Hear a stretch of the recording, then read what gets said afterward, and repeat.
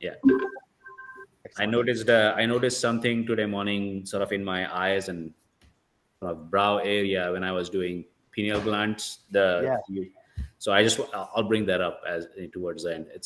I noticed something, so I'll bring that up later. Might as well. Go ahead. Oh Do well, it all.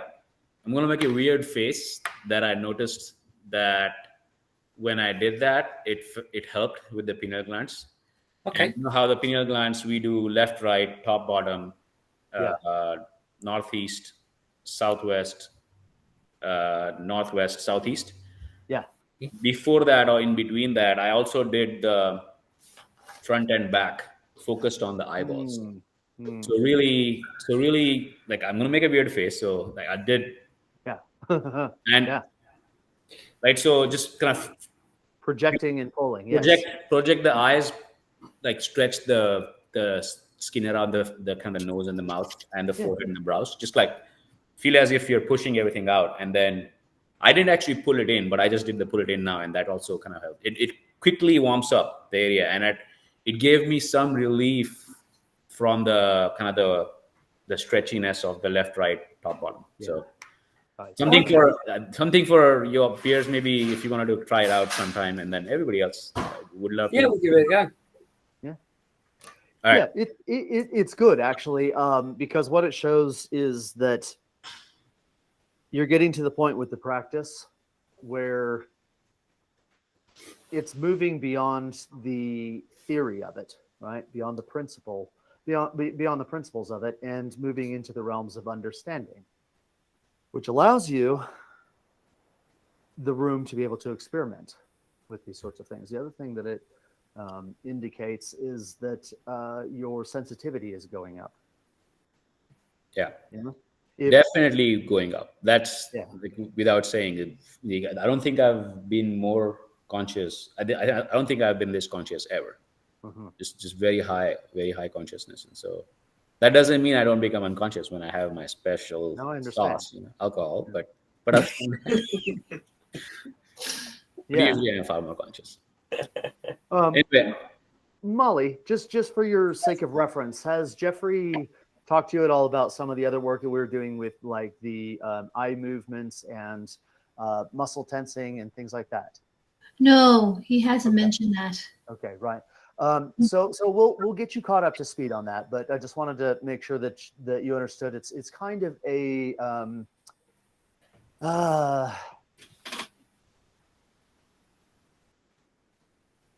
I'm going to give you a brief run in. Okay. can I'm going to go mute and off while I get my coffee. Sure. I'm listening as usual. Yeah. Right. The idea behind it is it's similar to electrobics from a certain perspective. You familiar with electrobics? Oh, yes. Yeah, of course. Yes. Similar to that from a different avenue or different angle. And what it's relying on is specific types of movements and specific types of intentions that one holds while doing those movements that actually help to increase the etheric region. I should say increase the force in the etheric region, which would be hydrogen 96. Yeah. The reason why this is very vital to this type of work is because of everything that's bombarding us, right, from the cultural standpoint, from cultural aspects, including people's just general radiation, all the way to things like the cell phone and microwave signals and everything else that's hitting our complex constantly. Ends up depleting that sort of energy, because that energy, specifically that hydrogen 96 energy that forms the etheric, is responsible for our health and well-being. And so if it's in this constant state of trying to struggle against the external influences that it has to combat to maintain your health, there's not enough left over for you for conscious development. So the idea behind this is to increase the flow of it and strengthen it so that it makes those other things possible. Wow. Now, what Sachin was saying is that, he's never felt more conscious, more aware in his life is a direct result of that, because now because he's been practicing the exercises, there is more energy left over for him to be able to actually use that type of those higher energies or higher hydrogens the way that they were intended to be used. So yeah, we'll definitely go into it. Okay. Yeah, I'm interested in what you're saying about hydrogen 96. Ah, I've never heard of that before.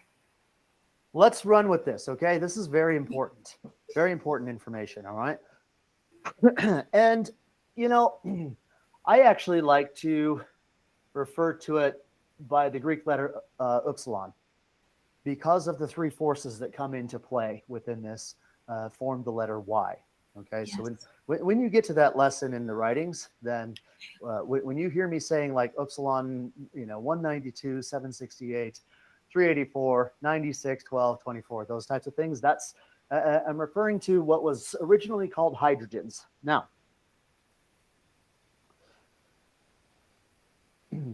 the term hydrogen itself is useful and not useful from a couple of different standpoints. Useful from a conceptual idea, because in our modern chemistry, physics, hydrogen is the smallest atom, right, possible. So you've got kind of a positive nucleus surrounded by a single electron. Okay, so this is the most fundamental piece that makes up something on our material plane. If you split this up, you're no longer in the worlds of physicality, but in the worlds of electromagnetics at that level. All right.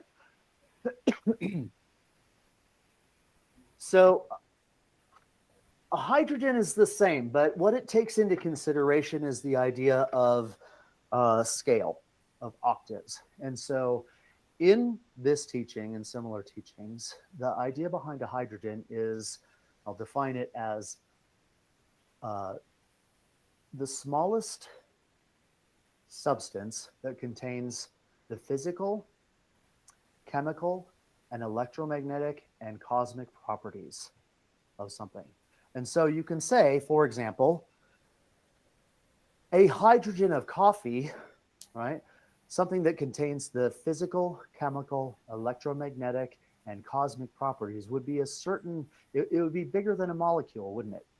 It would be bigger than just a certain particle. It would have to have a particular quantity of it to be able to be considered a hydrogen of coffee. You follow so far? It's the smallest bit that contains all of those properties. Yes. Now, you, Molly, have Yeah. probably heard the term H12 blue and, H12, hydrogen 12, that sort of thing. I'll give you a frame of reference for what that is. If you take that definition and you say physical food,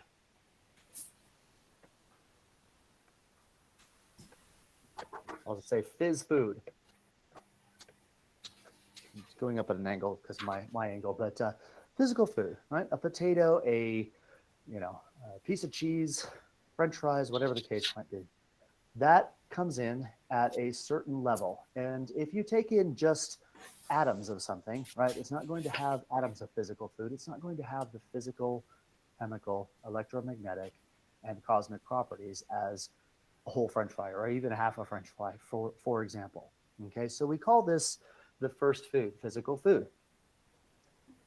And I'll just put a 1 here, being the first food. And it has, according to the scale of densities, a density of 768. And I'll get into the reasons why in a bit. It's not exactly arbitrary, but you can think of something like a cheeseburger as being 768 times as denser than an atom of hydrogen itself, the actual chemical hydrogen. Okay, so we know that if you take a cheeseburger and you push it into your ear, right, all of a sudden you have these brilliant thoughts and these emotions, and you feel so vibrant, right? So vibrant and alive. No, that's not the way it works, is it? Right? You can't just shove it right into your brain and expect to have that kind of thinking force, that force behind the ability to emote. Yeah. Even the force behind the procreative and creative aspects. Right? We're discussing 2 bars of sexuality. it has to go through an evolutionary process in yourself. And so you put it in your mouth, you chew it, okay? And upon chewing it, this ties into the Enneagram, by the way. If you're not familiar with the Enneagram, I'll draw a little symbol of it here. Okay? When you chew it, it goes from the physical food, gets mixed in with something inside your organism and produces a particular result. And so in this example, the enzymes in your saliva begin to work, right, on the physical food. And it evolves it. It changes its nature, changes it into something a bit more refined than it entered the organism in the first place. And that elevation releases a bit of energy into your complex, and it halves the physicality of what it is that you ate. And so now you have something which we could call upsilon or hydrogen 384. All right, it's half as dense, and it's released some energy into your organism. Then it goes into the stomach, and again, additional processes happen within there, and it begins to break those down, take them apart, and again, it releases more energy. And so then you have the third step, 192. So you see it goes half, half, half, you see? But that half that's missing becomes energy in the body. Now, this is where something happens, and this is according to cosmic law. Every process in the universe goes 1, 2, 3, and then it encounters a point where it stops, okay? And the ancients encoded this, by the way, into the musical scale, right? The chromatic scale, the solfeggio, where it goes do, re, mi, or C, D, E. And there is, if you're familiar with music, there is no E sharp, right? There's a bridge there. If you look at a piano keyboard, it's the two places where the white keys are right next to each other. Right? Yeah. There's no black key, there's no semitone in there. Yeah. And so without an external influence coming in, then no octave can progress. So we start off with 768, 384, 192, and that's where it stops. And forgive the angle, but the table's in the way. I hope you can still see it okay. All right, and it's at this point here where something external has to come in. Now, I'm going to take a slight tangent because I'm going to introduce a different way or a new way to think about this. You can think of this as earth, this as water, and this is air. When we're talking about the four elements, air, earth, water, fire, okay? And in the biology of what happens, you can see that earth corresponds to the solid food that we eat. Water corresponds to the various liquid states that your food goes through. In other words, it becomes like chyme and bile and things like that, right? It takes on a more fluid type of nature. And then air is when it becomes the molecules. Yeah, you may or may not know what happens in the bloodstream, but once the food has digested to the point where it is individual molecules, it's kind of like a gas at that point in time, right? That's what gas is, separated molecules. It has the ability to go into the bloodstream. It can pass that barrier, right, and go into the bloodstream as its molecular form. So you've got earth, water, air in there, but 1 second, please. But it's hit that awkward, precarious spot where something has to happen in order for it to be able to continue its progression through the octaves, okay? And so what happens is the introduction of the second food, which is air. You go, okay? And air comes into you. It combines with that, the molecules in the bloodstream of the food that you ate in such a way to cause it to combust. So now you have fire, right? And it goes to then 96, which would correspond to the element of fire. With me so far? Yeah. And, you know, science kind of drops it from there. It says, yeah, right. You are metabolizing at this point in time. You're producing heat. Yeah, you're burning calories, whatever the case might be. But it has to be that combination of the molecules from the food that have advanced 3 stages, along with the second food to come in and kick it into the rest of its natural progression. Okay. Mm. So now the other aspect of hydrogen 96 is that vital aspect. So we'll just start here. We're going to call this like this. Do, re, mi, and then do, re, mi, and we'll put the levels here, okay? So we've got 768, 384, 192. Then this comes in, but you see that the idea of breathing something in also begins a new octave in you. We'll get to that in a moment, what happens there. But the fact of breathing now allows this to go 96, 48, 24, and 12. And that's fa, sol, la, and si. Before it would encounter a new do. Okay, there's nothing else there to bring it in. So what you have here is you've got the kind of vitality, what keeps you from getting ill, for example, what keeps those microwaves and all the other frequencies bombarding us all the time from altering cells and becoming cancerous. Yeah? It's this protective area right here at Fa 96. This has to do with Sol 48 has to do with the impressions that you receive, okay, from your thinking center. Now we'll go into this. So this goes do, re, mi, but then it encounters a stop and something else has to come in.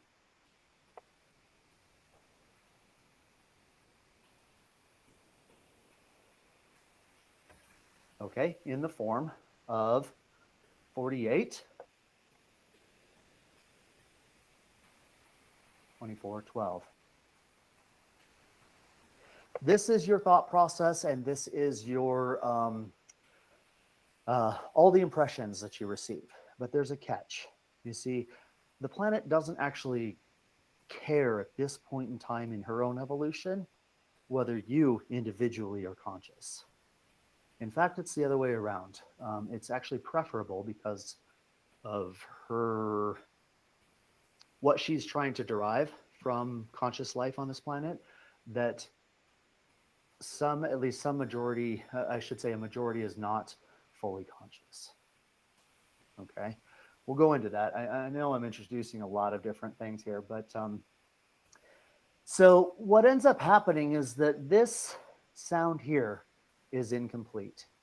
It's not actually able to go re, mi whatsoever, because nature only supplies you with passive impressions. You're looking at me right now. You're hearing me right now. Okay. And while this may be a slightly different scenario because you are hopefully brought yourself to this, right, with intention so that you could pick something up, generally speaking, throughout life, we tend to kind of drift. We don't notice the carpet beneath us. We don't notice the sounds in our environment. We don't notice, the temperature of the air. We don't notice the various lights in the room. We don't notice how many certain objects there are around us. Generally, what we only tend to notice is things that might hurt us or things that might help us, but not the entirety of it. And that's because nature supplies this passively. Now, there is specific training that you can do to make this more of an active process, right? And this is where you begin to have this vivification in your life, yeah, where things suddenly become brighter, become more enriched. And that's a function of being more present, being more in the moment, and being more conscious. But this all just comes down to energy, right? And so this can go fa, sol, and it can go la, si, which would be 6 and 3. Okay, hydrogen 6 and 3 in there. But you see, if you're able to actually do this, if you're able to get this dough here in the octave of impressions to sound a full and complete note, in other words, you are there at the moment that the impression arrives. You are there at the moment that the impression arrives. Then what you end up with is, instead of having nothing in these categories, you suddenly have an extra quantity of 24, an extra quantity of 12, and we can talk about where way comes into things, but you end up with an extra quantity of 6 and an extra quantity of 3 hydrogens, yeah, or Y, your Y factor, if you prefer. Mm. And this is where development is possible, right? Because most of the time, none of this exists for people, none of it whatsoever. This is all just in because this isn't complete enough to actually finish this octave in here, okay? And so you've got someone who their highest point in their development is either creation or procreation. In other words, they can become artistic or they can make babies, yeah? One of the two, and that's generally the highest that our culture is able to get to in things, yeah? And you'd be surprised how amazing that art is when you're talking about that level 12. I mean, it really is stunning, but there's nothing left over for themselves. And that's the point. Mm. See, in order to actually develop an astral body, it's composed of something, right? It's made of something. If you're spending all of this energy in this process here to produce just a little bit of this energy for the sexual center, there's nothing left over for you. Yeah. And so a development journey really has to do, it's very scientific from the standpoint of having to do with methods by which you can collect these other energies in order to actually build something, yeah, within yourself. That's an astral body. That's a mental body. There's more beyond that, right? Okay, so that was a bulldozer style run in to the idea of hydrogen 96. Molly? Yeah? Yeah. Love it. Questions on it? I think I'm going to have to watch the video a bunch of times to get Yeah. it, but yeah, it's it's rich. Hmm? It's rich. It's rich. Yeah. It's very, very nutrient rich. See, everything works this way. Mm. There is not a single process in the universe that does not fall under the law of 7, which is what we're describing here, right? It's 7 levels. Do you know the difference between the fundamental difference between the law of 3 and the law of 7? Who can tell me? That's clarity. I see you looking at Mark. Yeah. No? Okay, I'll jump in with it. The fundamental difference between the law of 3 and the law of 7 is they're both interrelated, but the law of 3 has to do with the manifestation of something. So for something to appear in the physical universe, the law of 3 has to be present. 3 forces have to be present, a positive, a negative, and a neutralizing force. Otherwise, it would not exist. And in an upcoming lesson for some of you, and for some of you, I believe you've already had the lesson, the most basic aspect of something for something to appear in physical space is those 3 dimensions have to come, right? You have to get a point, you have to get a line, and you have to get a surface together, and those represent the positive, negative, neutral that cannot manifest without each other. Do you know this, right? You know, we represent a point like this, but that's not actually a point, if you can see this. Yeah, that's not a point. That's a representation of a point, because if you get it under a microscope, you'll see that it has thickness because of the chalk I used, right? It has width because if I drew it without any width, you wouldn't be able to see it. So really, you can't draw a point. You can't draw it. It's a conceptual thing unless it's merged with something else. Similarly, you cannot draw a line for the same reason, because it has thickness and height to it. Under a microscope, it's a bunch of particles of chalk or graphite. Yeah, it can't exist here by itself. Okay, a line only has length, nothing else. Similarly, a surface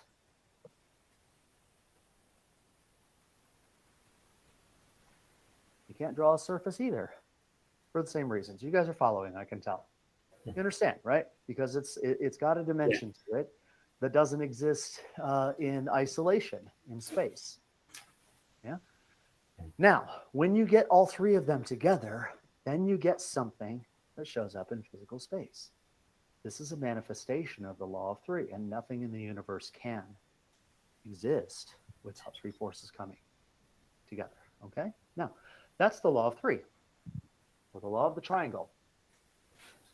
The law of seven always has to do with events or processes, I should say. An event. I heard that. Love it. Yeah, processes. So, eating, digestion. What is it? It's a process of evolution of the food octave inside of you, isn't it? Right? Yeah, no problem. I get mine coming down every now and then too to pay a visit, so no worries. The law of seven comes into play whenever something is either increasing or decreasing. In other words, it's going through a process. All right. Now, this should give you a clue to the ray of creation, because the ray of creation is not, you have a planet, you have a moon, you have a sun, you have galaxies, and so on and so forth. What the ray of creation is talking about fundamentally is a process. And everything that goes through a process does it in 7 stages. With me? That's the difference, right? Yeah. And we can get even more technical. Nah, it's not technical. Let's dive into this more. So we know that the law of three says that three forces must come together for something to manifest. Now, there are 6 ways around a triangle. You can go 1, 2, 3. So I'll do that. You can go 2, 3, 1. Wait, 1, 2, 3. Sorry, 3, 2, 3, 1, 2. That's what it should have been. And 2, 3, 1. Then you have a reversal, and it goes 1, 3, 2, 2, 1, 3, and 3, 2, 1. Okay? Those are the only six possible ways around a triangle. Now, one of the ways to look at this would be the active force, or the positive, acts upon the negative to create a neutral result. I think I've given examples of this in the past. Sachin, you've had it a couple times. Something active acting on something passive to create form. So you can say like life being the active force, matter being the passive, and form being the neutralizer in here. So an example of that would be I build something, right? I build a house, for example. Me, my life. I take matter, I block it all together, and I create a structure out of it. I create form out of it, right? Form acting on life to create matter, well, coronavirus, or any virus for that matter, okay? It's part of a process. What it is it's form. In other words, a virus acts the way it does because of its shape, right? We know that. It has a certain shape that doesn't integrate well with life. And so it acts on your life and reduces it to dead cells, to matter. You see? And we can go through all of these processes in here, and each step minus 1 in the law of 7, in other words, do, re, mi, fa, sol, la, si, do, goes through one of those processes. And it's very easy to identify in any process. And if you know how to look for it, you can tell whether something is evolving or de-evolving. And you can tell where it's at in its process. Yeah. It's all really quite straightforward once you get the hang of the laws. One more bit for you, Molly. This is Thank important, okay? One more Okay. bit. I saw you mouthing do earlier, and do. I could almost hear you singing the solfeggio, do, re, mi, fa, sol, la, si, do. Yeah. Yeah. Um, now, if you look it up on Wikipedia, they will tell you that some Italian fella back in the 1100s is the one who took a prayer and put it to the notes of the musical scale, and it supposedly has these various Latin words in it, yeah, that that correspond to that. Well, you already run into a problem, because if you look up the name and the words in the song, it's very, very difficult to pick out those Latin phrases. But what it really is it's a holdover from a more ancient time. And the holdover is the ray of creation. This is the origin of the ray of creation being encoded into music. And so you have do, which in Latin stands for dominus. Okay, that means absolute, means Lord, either the absolute greatest or absolute nothingness, yeah? One or the other. Then you got re, which Regina,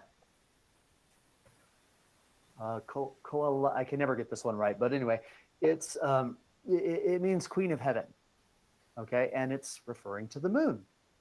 Regina something or another. It's like Coelestra or something like that, yeah? Me, microcosmos.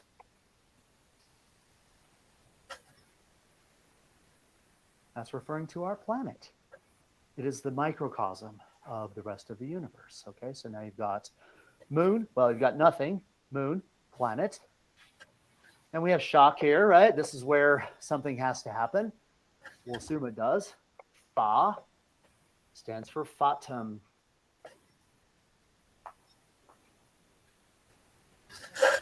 Fatum means fate. And the ancients believed that the planets that are in our solar system ruled our fate, ruled our destiny. This is one of the fundamental aspects of astrology. Okay, fate, fatum. Sol, almost everyone knows that one. Solar, it's our sun. La, lacte. It's milky, lacte, la. Okay, it means Milky Way. In other words, our galaxy. Yeah. And then C is sidereal, which means all the stars there is. In other words, the universe. And so you've got the entire ray of creation all mapped out in do, re, mi, fa, sol, la, si, do. Yeah. Wow. Yeah. Amazing. Yeah. Yeah. And good thing for the Italian guy, whatever his name was, because he was obviously part of or at least exposed to an esoteric school that helped preserve the idea of the ray of creation. Now, the thing to understand about the ray of creation is this. Again, we're not dealing with objects as much as we are with processes. Now, here's an interesting thing about the moon. Let's just take do, re, for example. Just those two. Re, Regina, right? The moon. Now, from our perspective, the moon has a side that always faces us and a side that's always away from us. In other words, it has a side that's always light and a side that's always dark. Now, if you say that the moon is under 96 laws, the planet's under 48 laws, the planets in our solar system, in other words, as a body of themselves, under 24, and sun 12, and so on and so forth. Where do you suppose humanity really is? I should say sleeping humanity, unconscious humanity. Where do you suppose they really sit in the ray of creation?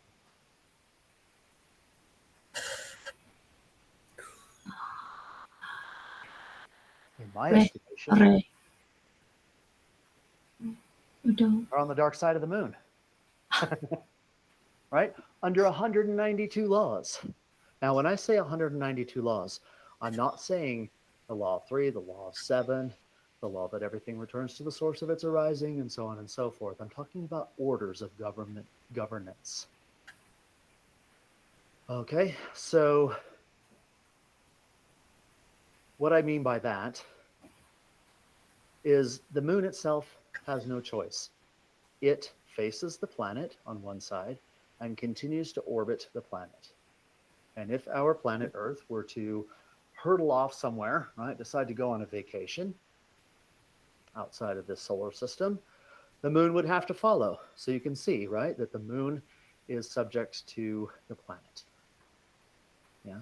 Now, the planet is subject to the other influences called the other planets in this solar system. And for the scientific among you, has to do with like Kepler's equations, and where each planet has to sit in its orbit around the sun is dictated by the other bodies in the solar system itself.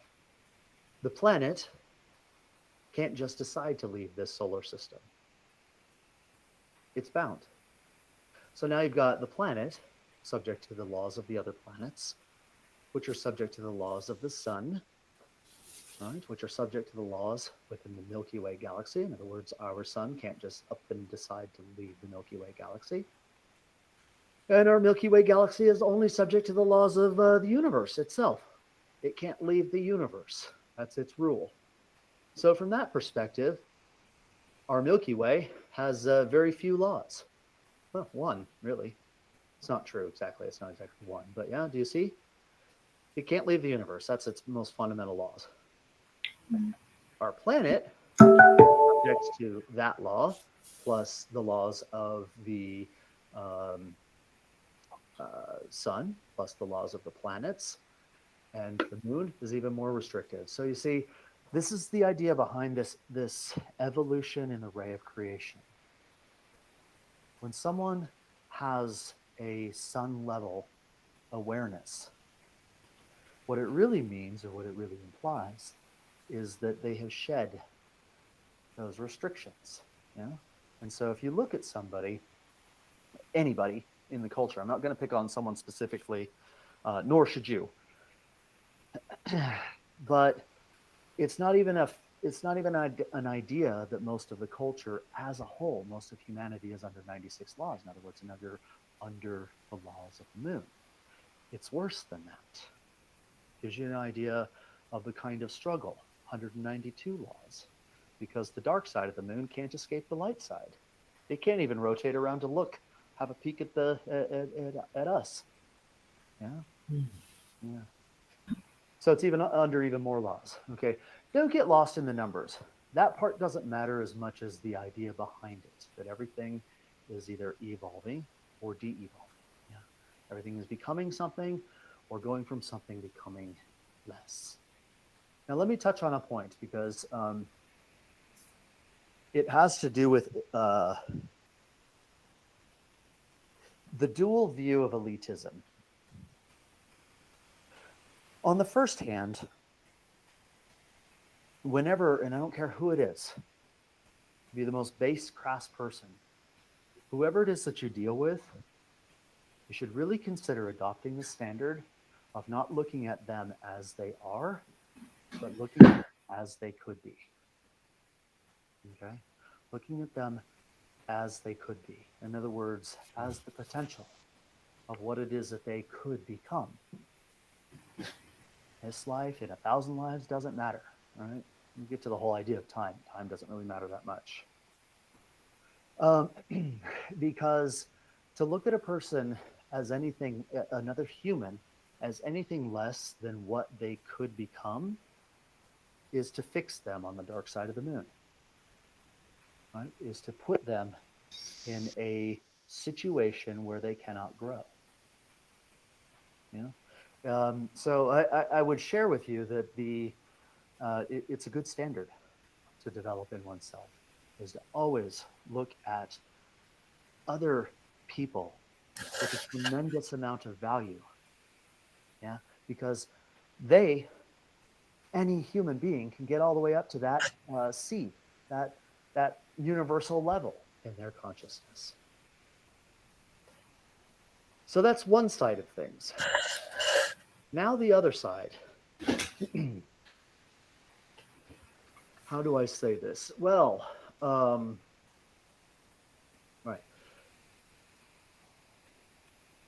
Hatcheries, right? Where they hatch eggs in little incubators, hatcheries, okay? Inevitably, some chicks will emerge before others, right? Some will break through, and generally speaking, those are the ones that are stronger. Those are the ones maybe that that were in the hatchery first, in the incubator first, I should say. Whatever the case might be, some will emerge before others. Now, the farmer doesn't just go, well, they're all the same, so you might as well just leave them all in the incubator until all of them emerge, right? Because what will happen is those chicks will begin to destroy the other eggs and create havoc in the incubator, if they survive to begin with. But they'll create havoc in there. And so they're taken out of that environment and put in a different type of nurturing environment. And that's the way nature works. Okay, that's the way it should be. Along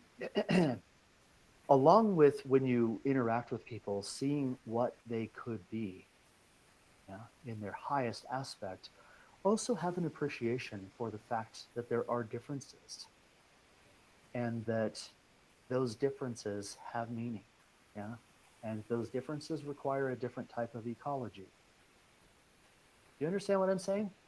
It's not elitism. It is just practical common sense. Yeah. At a certain point in time in your development, it's no longer comfortable to go, hang out in skeezy bars and, places like that. It becomes uncomfortable. You're hatched, to extend the analogy. Yeah. You get to that point where it's not the right ecology. That's not passing judgment, right? It's just you'll feel it. You don't belong, in places like that. Yeah. I find it really, really difficult to go to crowded places, like Costco and Walmart and places like that on a weekend. It's very, very challenging for me. Yeah, very. Yeah. Got to do a lot of cleanup afterwards because, well, it's sort of like symbols, actually, from the standpoint that when it comes to symbols, the lower can never represent the entirety of the higher. What I mean by that is take probably the most common symbol or concept in the Western world of God. Now, people in our culture, people in the Western world culture, tend to think of, generally speaking, I'm not saying everybody, but tend to think of the idea of God as some fatherly, protective figure. But saying father as an emblem or a representation of something like God can only extend so far. You can never represent the higher by the lower.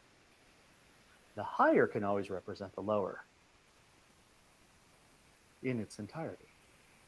So the concept of God, for example, can include something like fatherly, can include something like protector, and a myriad of other things that are all inclusive of lower aspects. But lower aspects can never fully represent the higher.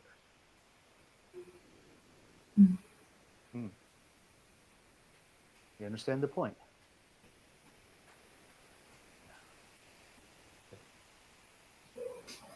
Yes, I have a little kind of request for elaboration, I guess. Yeah, So please.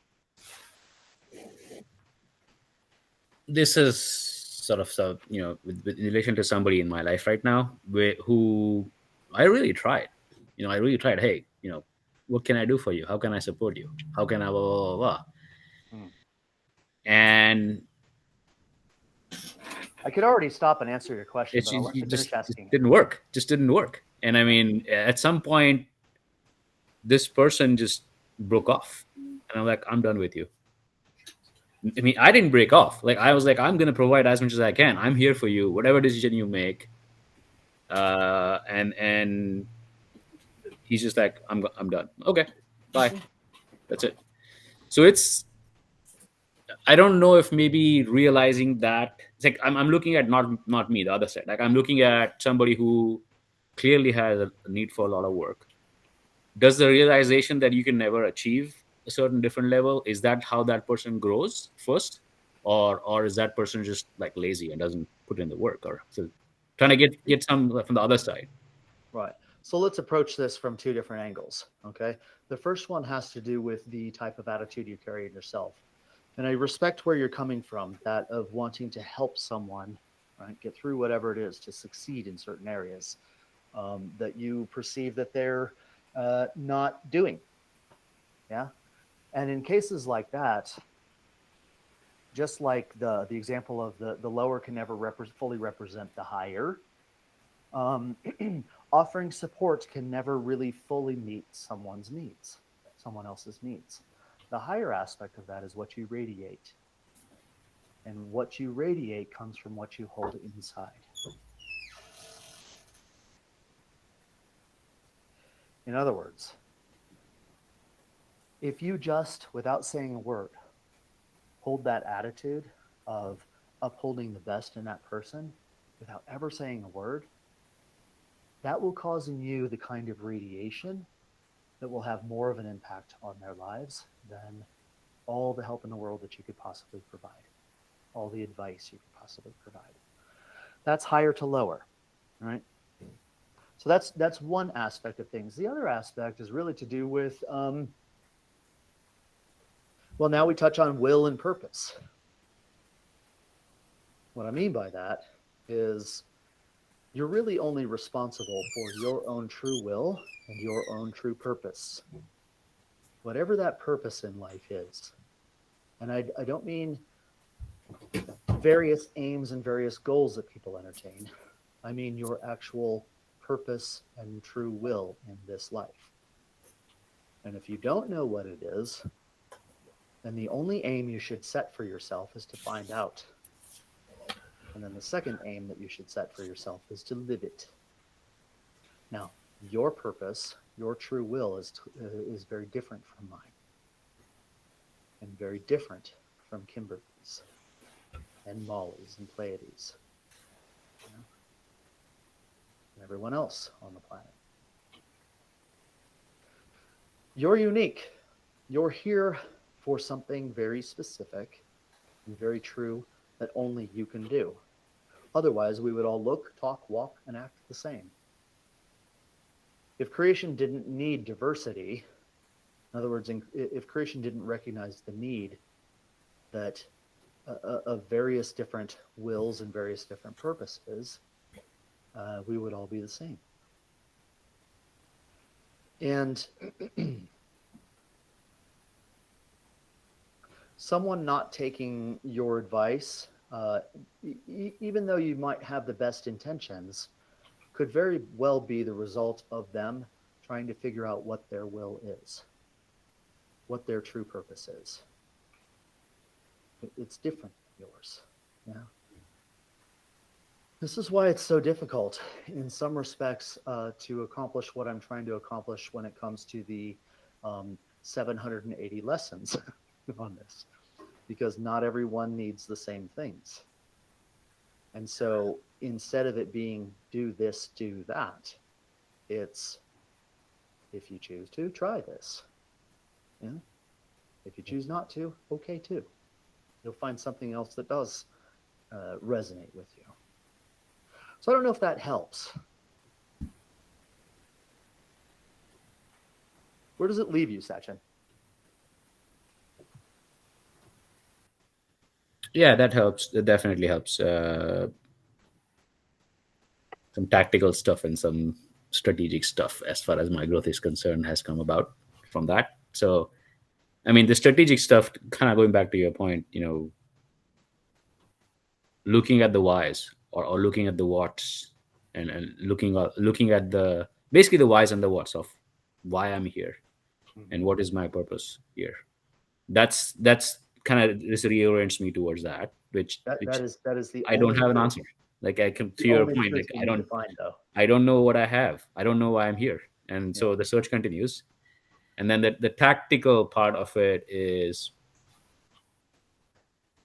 going back in this specific instance. A tactic is very short term, is very specific. In this specific instance, just kind of going back and looking at myself and seeing, did I have any resentment, or did I have any displeasure about this person Yeah. that I that was instinctive, that I was consciously suppressing and trying to kind of overcome it, say, no, I cannot be like that, like I should, like the thing, I cannot do that.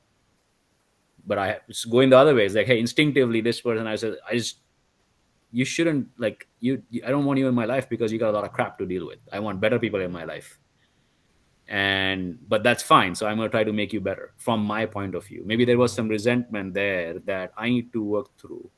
Yeah. And I don't know if I would have, so I need to figure out why the resentment was there to start with, and see if there was any way for me to get that resentment out, or if there's a flaw in my personality that I shouldn't resent somebody for something that maybe that's just who they were. Like, I can't resent somebody for being themselves. Right? So that's a tactical piece that I will continue to work on, I think. Yeah, this introduces something else that I'd like to have a bit of a go at, and it's this. I'll use the analogy of astrology. People tend to go about astrology completely the wrong way, right? They'll get a book or whatever the case is, and they'll start reading it and say, oh, I'm an Aries, right? Which means that I, have fire, I'm intellectual, I'm passionate, make me mad, I'll run you over, that sort of thing. Yeah. And they look at it and they go, these are the qualities that I possess as an Aries, for example. Okay. What they don't see, I'm going to draw something. Let's see if I can do this in a nice way.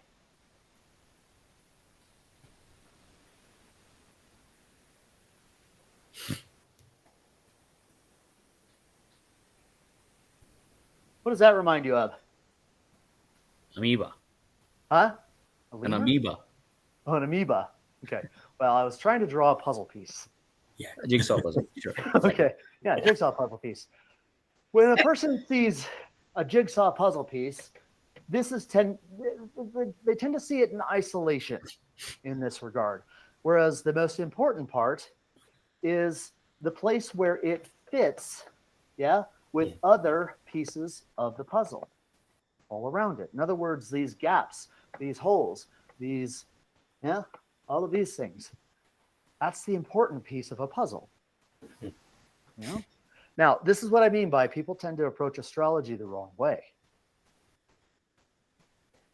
They approach it as though it were a puzzle piece, and they say, oh, right, I'm an Aries, blah, blah, blah, blah, blah. This means this means that, this means this means that. When the way they should be looking at it is, oh, I'm an Aries, which means that I am not every other sign. Mm-hmm. Those are my holes. You see? Can I fill in a Leonine aspect here? Can I be a Libra over here? Can I push in a piece of Virgo here? And so on and so forth, you see? And then you become more of a complete whole. You become the big picture, and you're no longer limited by your sign. So do you see what I mean by how people go about astrology the wrong way? They look at it as a definition when really it is a missing bill of materials list. I mean, look at it this way, right? If you accept the idea that the 12 apostles with Jesus were representative of the 12 astrological signs, or the 12 tribes of Judah, the same thing, then that would make Jesus the 13th, wouldn't it? Right? Something that was all inclusive. Yeah. Now, I'm not saying become Jesus, but it's a good analogy, isn't it? Right? Where you fill in those holes. And I'll say this, Sachin, the only reason why we can ever detect something in someone else is because it's in us. Yeah. If you look at me and say, wow, that Pierce sure is, I don't know, sure is a mental bully at times. All right. Immediately you should turn around and say, oh shit, I'm a mental bully at times. Right. It's an example. I'm not saying this in any specific case, but do you see, because if you don't have a tuning fork for something, you will never, ever see it. Ever. It's not in your universe if you don't have a tuning fork for it. In other words, if it's not a part of you, you'll never detect it. And so in this way, every other person in our lives can be exceptionally valuable from the standpoint of highly revealing about what we're really like and refuse to look at. Refuse to see. Yeah.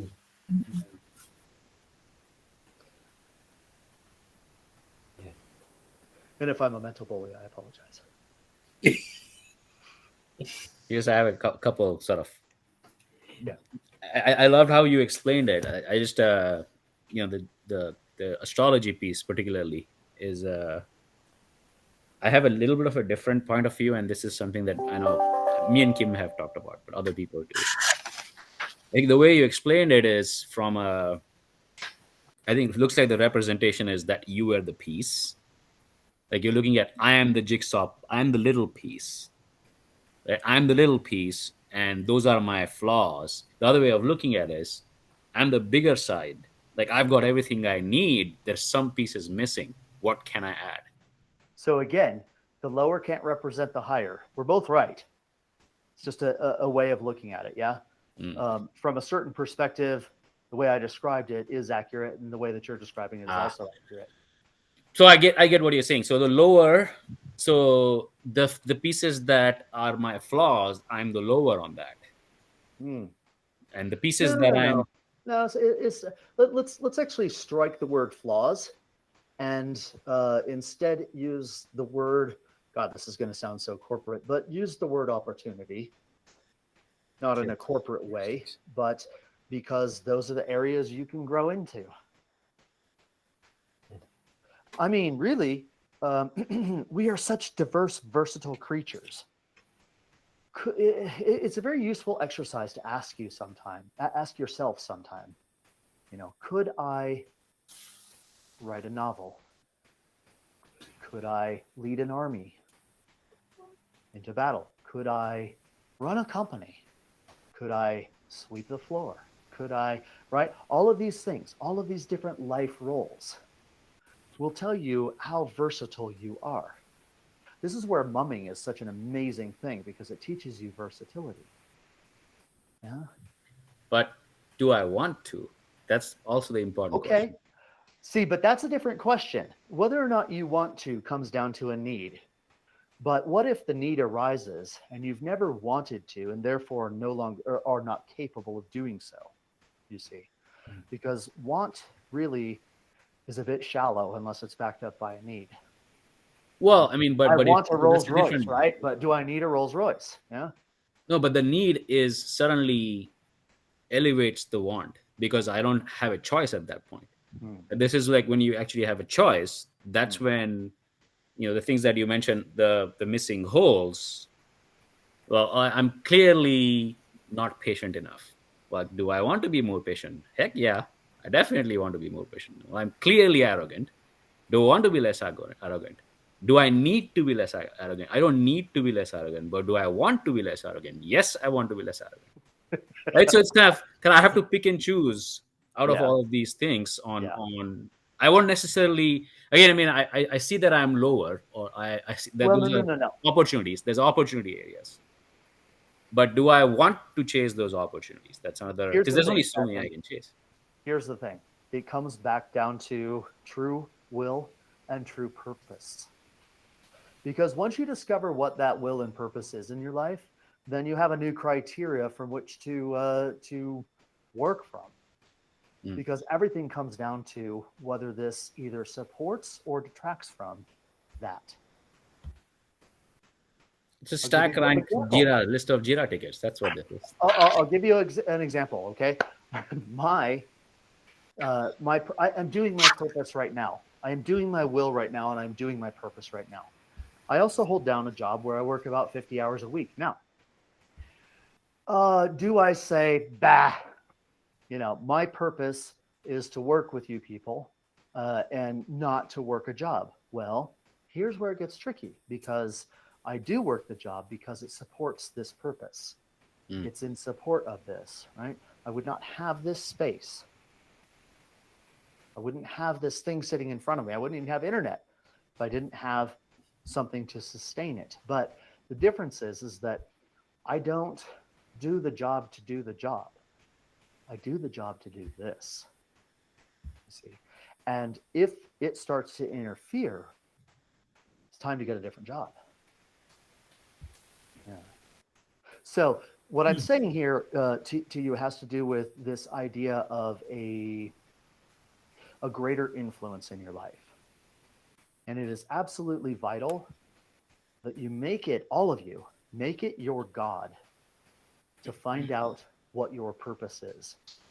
Before proceeding further, make it your God. First thing you think about when you wake up, the thing you think about all day long, the thing you go to bed with at night. Because until you know that, then it's throwing darts in the dark. You may or may not hit your mark, yeah? Now, with this comes the potential or the possibility of frustration, because every one of you I can see is struggling with the same thing. Where do I begin? How the hell do I figure out what my purpose is?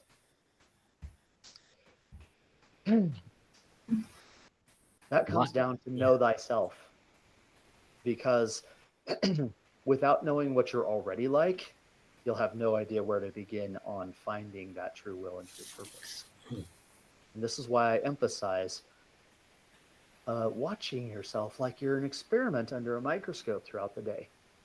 Do you know how you stand? Do you know how you talk? Do you know how you emote? Do you know how you look at people?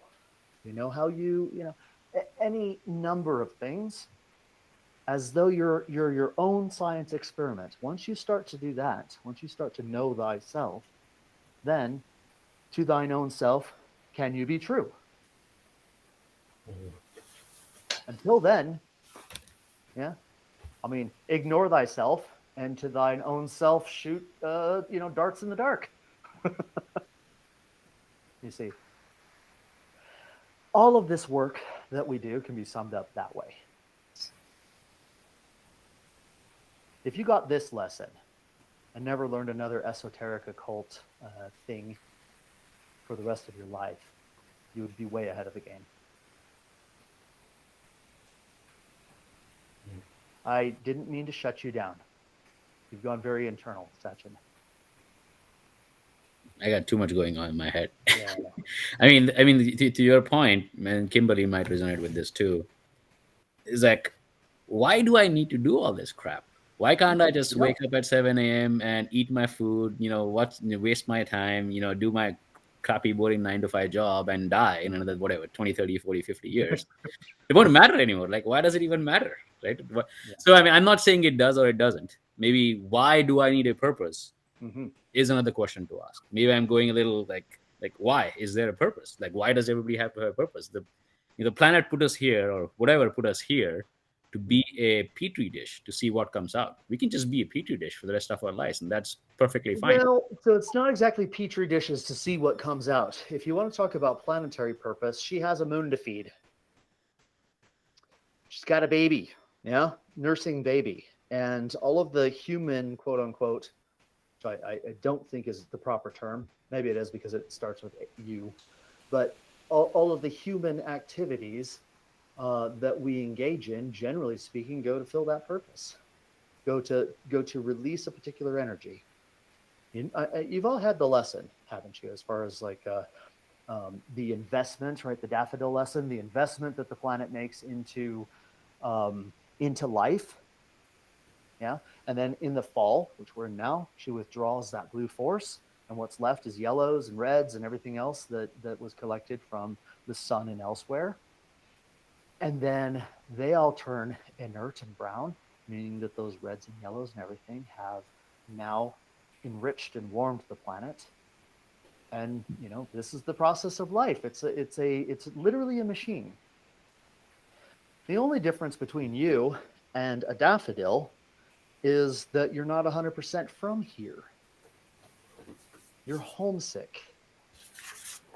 There's a part of you, there's a part of every human that's homesick. And this is why we tend to fill our lives with things.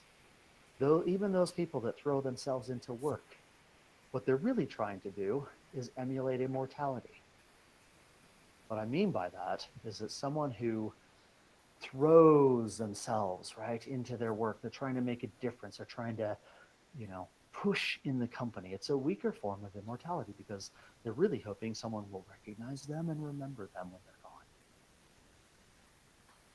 gone. Right? And so Can I go back to why? Yeah, because you don't come from here.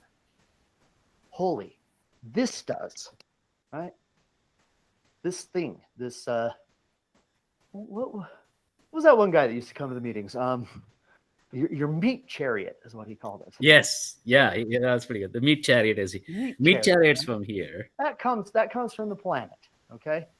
And so does a part of your soul. 1/7 of your soul comes from the planet. Those things are 100% planetary. The part of you call your spirit comes from the sun, and there's parts in you that are even higher than that. They don't belong here. They're more conscious. And so I guess, if anything, that's the why. What most people are missing is the how. There's a million hows. There isn't one how. There's so many how. There's so much opportunity. That's crazy opportunity. True. Yeah. You're right. You're right. Because I do stand against this idea that there's only one way. There's not. No, there isn't. There's far more than one way. I don't know how many, but there's definitely not one way. Yeah. I know we've talked about this. Like, this is probably one of the best ways available at this point in time. I agree. I don't know if it's the only way. I don't know if it's. I don't even know if it's the way yet. I'm still kind of in it, right? I'm on it right now. Yeah, I wouldn't even say the way. It's a way. It's a way. It sits in the frequency of a way. Planet has never. Well, I shouldn't say that. For since 10,000 BC, we've never been without a way on the planet. And Mark, Yeah. I deliberately didn't answer your question because all you're going to get. Turn your camera so I can see you, sir. Yeah. Yeah. Because Okay. all you're going to get is just the biggest load of bullshit if you go and Google that expression. Yeah. Yeah. That's what You know what I'm Google talking does. about. It just Yeah. But produces. in any event, sorry, I don't mean to be inside jokey, type of thing, but that was specifically for Mark. No, it's not the only way. You're absolutely right. And furthermore, you don't have to. No one's twisting your arm. No, here's the thing, right? Why would I go do the work of finding out ways when you've done all the work for us already? Why do I want to go chase down, Sadhguru? I'll tell you why. Roger, Because I can't eat breakfast for you. I can show you how to make a great omelet. I can show you how I like to eat my omelet. But I can't eat breakfast for you. Let me eat a few breakfasts and get further along before I go try to make one for myself. Yeah, sounds good. I mean, let me stay on this for a little bit more. I will take it good at my pace. I'm very slow pace at this point. I haven't even read the first one. Look, you're not. It's not a race. It's not a race. Just get what you can. Mark said something really fascinating to me the other day.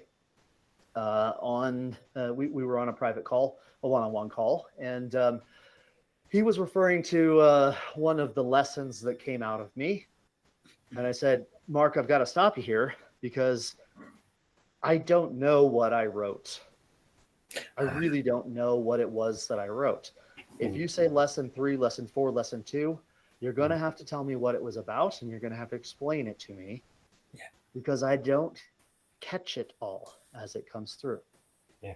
Now, that might seem weird, because I think if you talk to any quote unquote author, they can say, oh, you're referring to page 192 of my dissertation on la la la la la.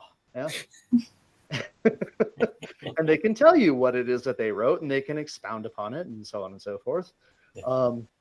And the way that this way works is we get what we can from it. And Mark shared with me something that Leo had said. He said that when he writes a paper, he only remembers half of it and only understands half of that. So a quarter of it. And that's about the position that I feel that I'm in when these things go through me. And this is why I don't author them, under the pen name of Pierce, right? If you've seen these lessons, I just rather anonymous if you don't know me, isn't it? Yeah. So don't worry about it. Don't worry about what you're able to catch. You'll catch what you need to. That's all. Yeah, just to put something in on that. Can you hear me? Yeah, I can. Yeah. Sachin, it's interesting what you said about, well, if Pierce has done it, why do you need to do it? And for me, it comes down to, it's not enough for just one person to be connected to this stuff. Yeah.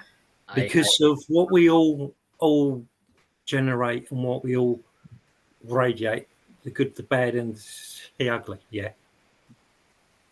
With what it takes more than just Pierce or me and you and Holly and Kim and Pleiades. Yeah. I'd swear in Pleiades, even though he's blinked now. It's a team effort. And part of that is because there is so many people that aren't into this. And what they're pushing out, which is why I said the good, the bad, and the ugly. Yeah. The more of us that can get into this, then the more can be generated. And the other way around too. Here's one of the problems with a way. It's a quantity. It's not just a quality, it's also a quantity. I'll share something a bit strange with you, something to think about. Esoteric knowledge is a substance, like everything else in the universe. And the more people that know esoteric knowledge, the less value the substance becomes. It's like if I have a pot of gold, and it's just you, Mark, and myself, right? We can all dip into that pot of gold and go spend it as we need to. Then it could it could have a great deal of value. But if it was you and Mark and myself and 9 billion other people all sharing that pot of gold, no one would ever even get breakfast out of it. And that's the way it works. Now, here's the thing. I never, ever, ever will say, follow me, follow my way, okay? Because another approach at the question that you asked is, why do it if Pierce has already done the work? Well, it's this, because I'm not a teacher, I'm a miner. Yeah, I mine the gold out of the ether. I mine the esoteric that hasn't yet been tapped out, right, to make it available not only to myself, but to some of humanity. Now, you have a different way of mining than I do, and so does Mark, and so does Clarity, and everybody else has a different way of mining, and you're going to chase a different vein of gold out of the esoteric than I'm going to. Now, how much value would it be if I mine some gold, right? Get a nice big ore come out of the ground, and I say, here you go, Sachin. And then you go, here you go, Mark. And Mark says, here you go, Clarity. And Clarity says, here you go, Molly. And Molly gives it to Pleiades, and Pleiades gives it to Kimberly, and then Kimberly gives it back to me. What have we accomplished? Zilch. All we've done was carry around something heavy for a while, and spread it around spread it around us. Yeah, it's like you get the gold for the week, sort of thing. Much more important that you go dig your own vein of gold. Maybe the best I can offer is a pickaxe. I can give you a tool. I can give you a shovel. I can give you a bucket. You can go grab it for yourself. But just passing it back and forth doesn't do anybody any good. Does that analogy open up a little more? Yeah. I mean, I was definitely being facetious when I said I know you were. No, and I was like, I'm just. I mean, I think the paths that I'm going to explore a little bit more are going to tend to be a little bit more Indian, a little bit more Hindu, a little bit more Asian, a little more Shinto, a little bit more Confucius. That have more Eastern looking, and that's sort of where I'm going to lean on. That's what I'm from there, so probably. Great. Hey, I mean, my martial arts analogies were never part of the Emin. Just so happens I put 40 plus years into it. And so it's a very significant part of what constructed me. Yeah. And I can do that in a very eminent way. It's not like, the eminent way consists of astrology, numerology, the laws, color, number, symbol, the occult, the astrolight, so on and so forth. It's a way to approach something. Yeah. So absolutely, go dig into that. I think it's underdone, honestly. It's actually not underdone. I haven't done any of it, but it's underdone in the way that it could be done. Yeah. Because usually the people writing books are just people who have read a bunch of books, generally speaking. There's very little new coming out into the world. It's passing a piece of gold back and forth and, handing it off in a way, but it's the same shit, right? Generally speaking. I'm not saying altogether, but you could open that up by touching the essence of what it is itself and what it holds in that bank of force in the astral light. You could open it up in a way that has not been done before, and that has value. There's a difference there, right? I mean, there's people that stand behind a jet engine and throw a bucket of paint in the air and it splats against a canvas. And then they sell it for $1 million. Oh, it's art. Yeah. I mean, you might as well just get a fly swatter and, start smashing bugs on it. It would probably sell for the same amount. It's not. Do you understand what I'm saying? There's a qualitative difference in things. So yeah, I would say open it up. Here's a pickaxe. Here's a shovel. Here's a bucket. Go. Don't hold your breath. There's a Hindu joke if I've ever heard one. A lot of breathing exercises, aren't there? Yeah, there's I mean, it's not just Kimberly's far more advanced than I am for this, but I think this might resonate more with Kimberly too. There is a lot there, but exactly to your point, a lot of people do it by rote. Like I was taught chants and mantras and blah blah blah blah as I was growing up, and I was like, this is bullshit. Why are you making me repeat this? Now I'm at that point where I can actually start to feel the frequencies of those things. Now I'm at that point where I can see this mantra, when you say it this way, this liberates the energy of this part of my body, because that's what the focus is. That's where it's supposed to come from. But nobody talks about that way. They're like, okay, go, recite this 20 times. And I'm like, what the fuck is that? It's not going to do anything. Yeah. So nobody's doing that level. Like nobody's going and saying, understand Sanskrit, understand where the base of these words are, understand the frequency, understand where they are coming from. I was taught Sanskrit in school. I was miserable at it. It was bad because nobody taught me the meaning. People just taught me, go memorize this shlok, just go memorize this and say it. I'm like, why the heck would I say it? It's boring. So exactly that. A lot of people are doing it because that's how it's been done, and they've lost the purpose. They've lost the core meaning of it, so it's useless. Here's a good question. Could you go and could you go and produce an essence quality yoga.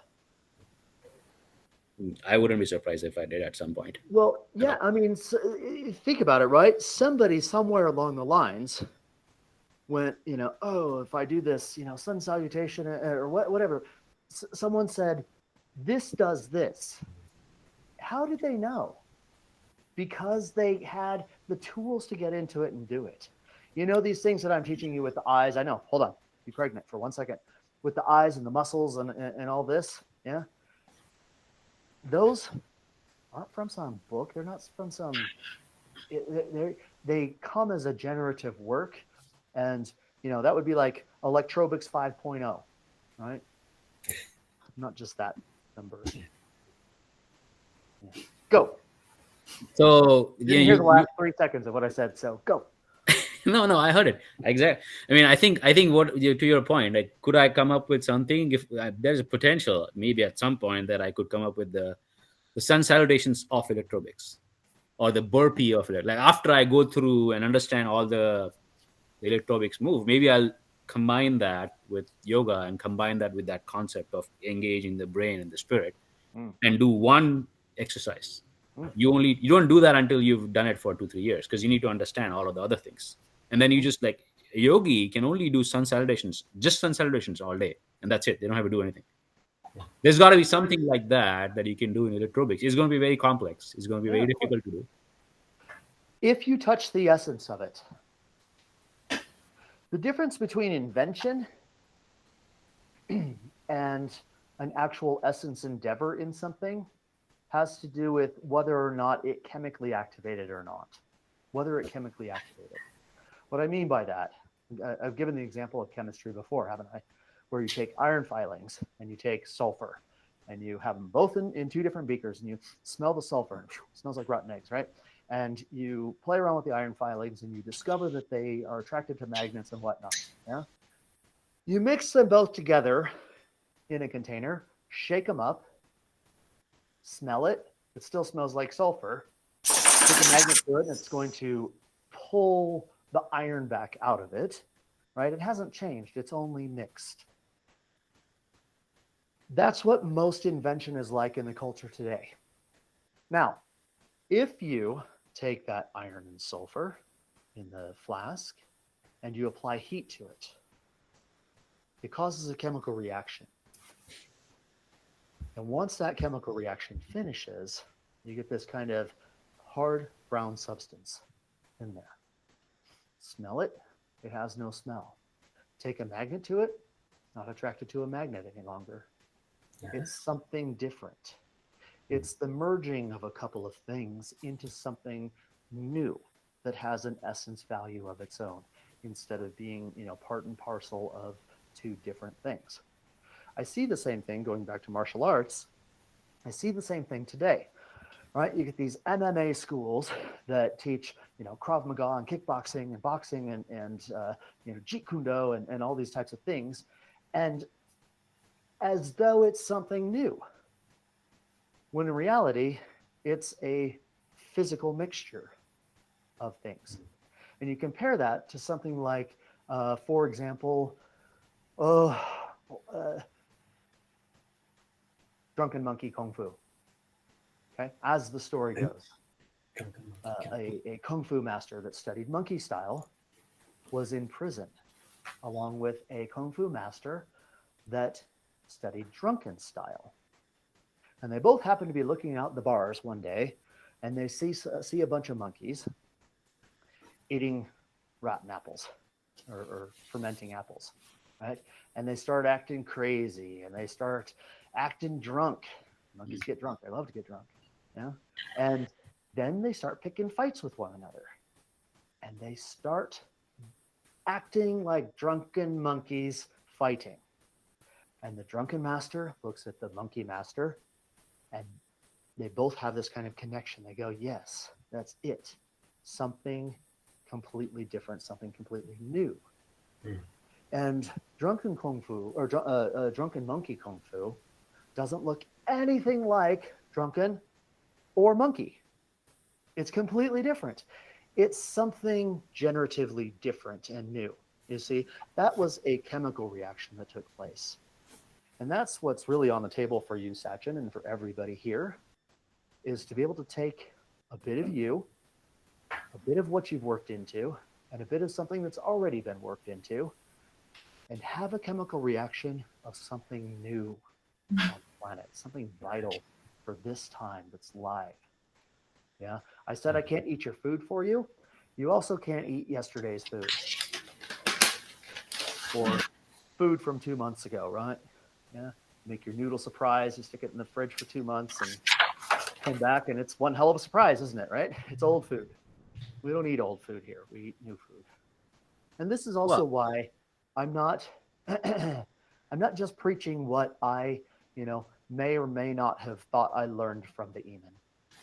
I only go into anything that I go into with you folks, is something that I've done. If I haven't done the work of it, I'll tell you.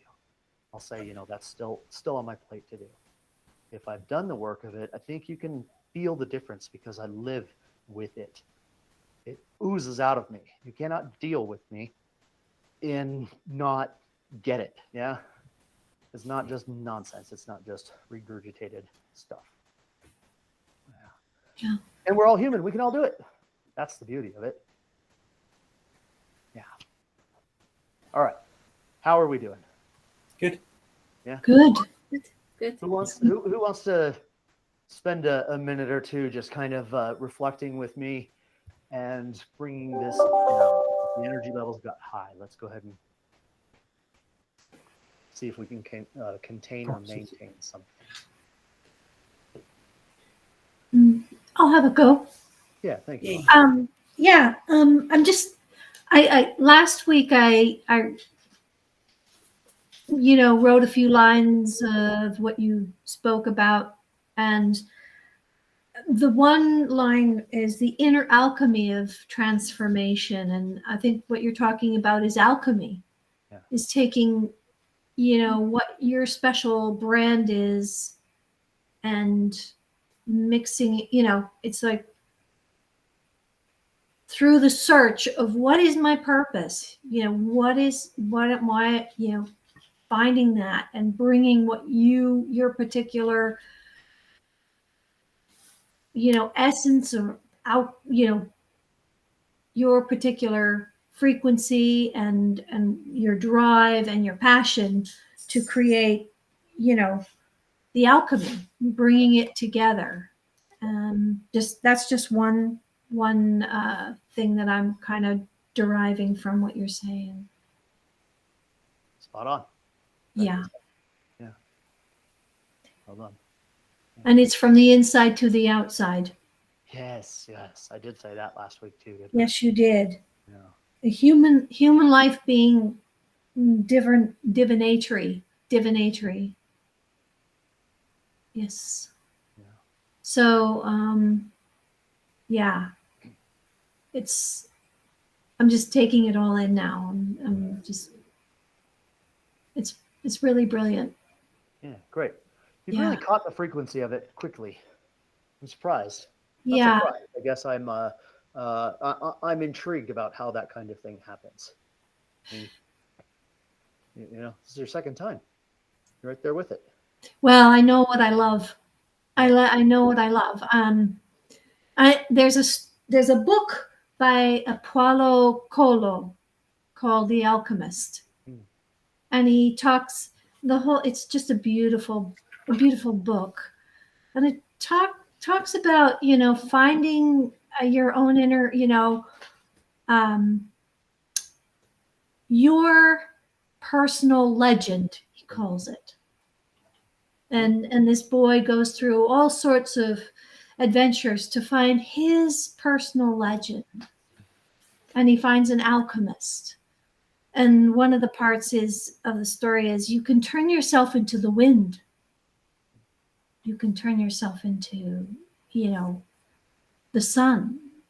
We have that. I mean, it's like, thinking the impossible, but creating it, making it possible. But anyway, it's the alchemy of things. Yeah. Let me ask you all a question.